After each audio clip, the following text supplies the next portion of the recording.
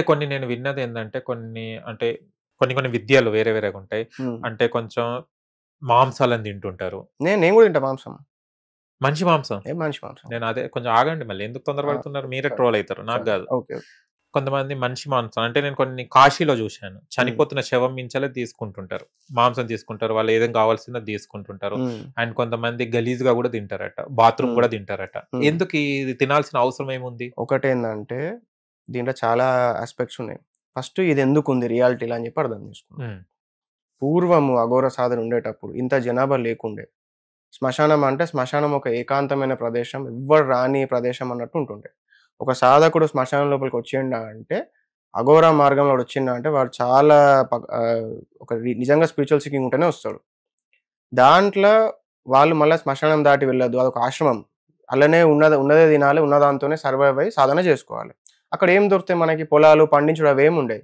శవం ఎవరో వస్తారు, పడేస్తారు, వెళ్ళిపోతారు. సో, దాన్నే ఆహారంలాగా భుజించుకుంటూ సాధన జేసుకొని బతికేవాళ్ళు ఒకప్పుడు. ఇది ఉన్న రీజన్‌కి. నెక్స్ట్ వచ్చేసి ఇది మలమూత్రాలు తినడం అనేది ఏంటిదంటే, మన హిందూ ధర్మంల లేదా ప్రకృతిల లేదా అన్ని రిలిజియన్స్‌లల్ల రకరకాల సిట్యుయేషన్స్ కోసం రకరకాల టెక్నిక్స్ ఉన్నాయి. అట్లా ఒకవేళ గనక ఒక మనిషి సాధకుడు గనక ఒక పరిస్థితిలో ఉన్నాడు, ఒక మొత్తం గందరగీలో ఉన్నాడు అన్నా గూడా కొన్ని శక్తుల సహాయంతోని అతను ఎన్‌లైట్‌మెంట్ పొందవచ్చు.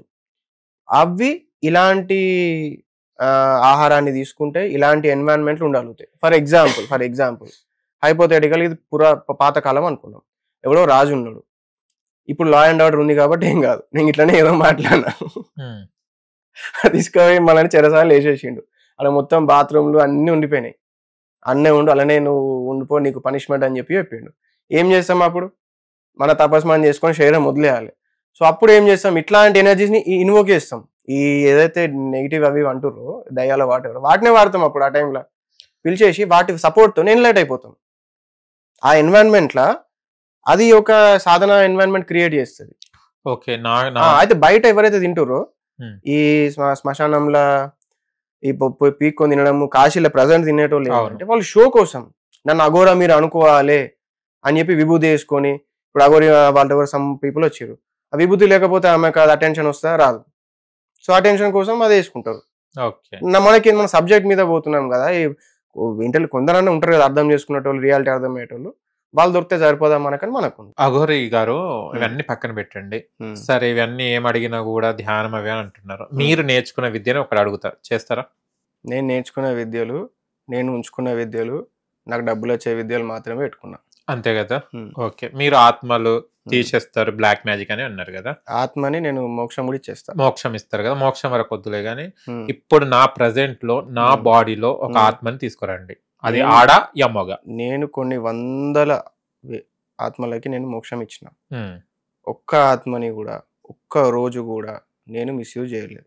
కేవలం వాటికి హెల్ప్ చేసిన తప్ప కానీ వాటిని ఏ రోజు నేను వాడని కూడా వాడలేదు. ఓకే. ఇప్పుడు ఒక్కరిని వాడండి నా బాడీ మీద. ఒక్క ఆత్మ కూడా నేను పెట్టుకున్నా నాతో. అసలు నా దాన్ని ఆ రకంగా నేను వాడా. నేను ఏది వాడినా నా సొంత ఎనర్జీ ఏమన్నా వాడతా లేదా అమ్మవారిని వాళ్ళని ఏమన్నా హెల్ప్ అడుగుతుంది వాళ్ళతో ఏమన్నా చేస్తా కానీ ఏ ఆత్మని కూడా నేను మిస్యూజ్ చేయను.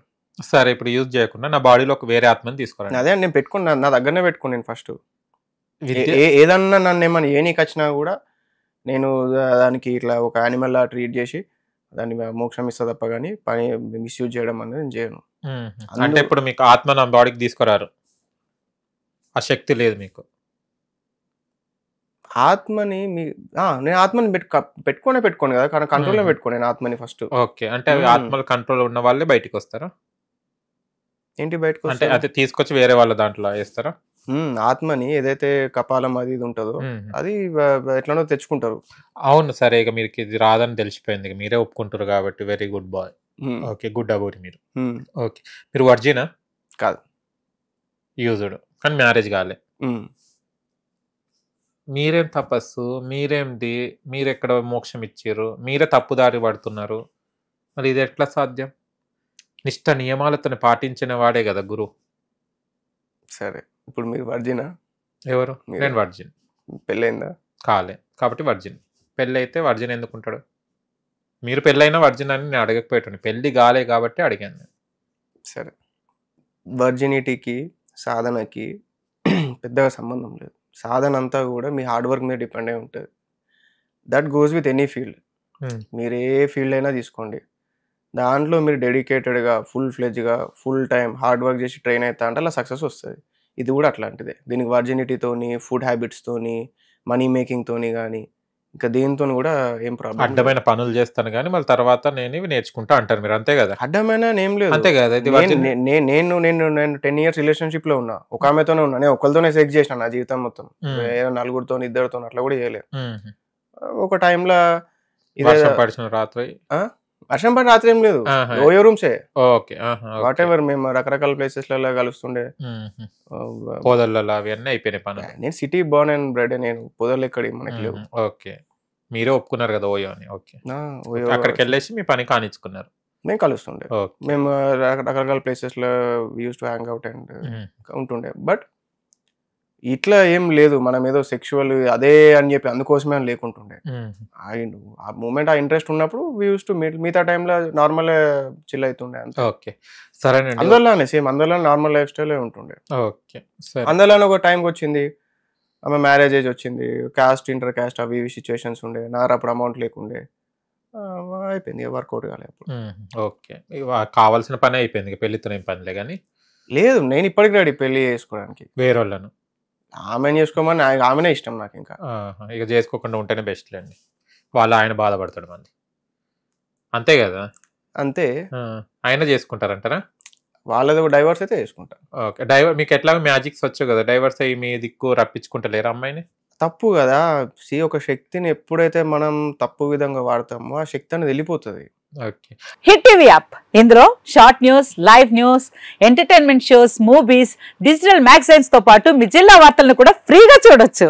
ఇంకెందుకు ఆలస్యం, వెంటనే హిట్ టీవీ యాప్ ని డౌన్లోడ్ చేసుకుని ఫ్రీగా ఎంటర్టైన్మెంట్ పొందండి. Hit TV app, hit TV app, please download hit TV app. Hit TV app ని ఫ్రీగా డౌన్లోడ్ చేసుకుని ఎంజాయ్ చేయండి. మీకు నచ్చిన ఎంటర్టైన్మెంట్ కోసం హిట్ టీవీ యాప్ ని ఫ్రీగా డౌన్లోడ్ చేసుకుని ఎంజాయ్ చేయండి. హిట్ టీవీ యాప్ ని డౌన్లోడ్ చేసుకుని ఆస్వాదించండి, ఆశీర్వదించండి. ఇంతమంది సెలబ్రిటీలు హిట్ టీవీ యాప్ ని డౌన్లోడ్ చేసుకోండి అని చెప్తున్నారంటే ఎంత మంచి యాప్ ఆలోచించండి.